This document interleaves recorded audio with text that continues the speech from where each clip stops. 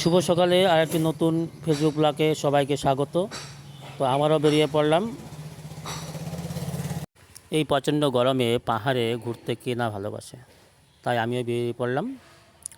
তো উপরে সিঁড়ি বেয়ে ওঠার পরেই সেখানে একটা টিকিট কাউন্টার আছে। তো আমরা সবাই এখানে টিকিট কাটলাম।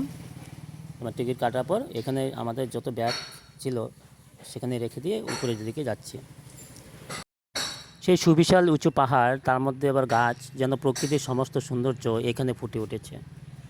তো খুব অল্প খরচেই এখানে আসা যায়।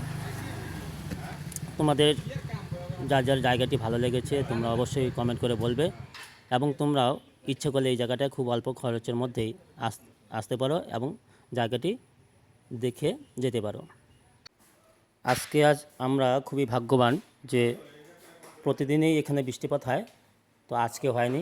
সুতরাং এই জায়গাটা আজকে ভালো মতো আমরা দেখতে পেরেছি। তো সবাই মিলে খুবই আনন্দ করলাম। আমাদের উত্তরবঙ্গে অনেক জায়গাতেই পাইন গাছ দেখতে পাওয়া যায়, তবে এখানকার পাইন গাছের সৌন্দর্যটাই আলাদা। তো তোমরা আসো এবং দেখে যাও।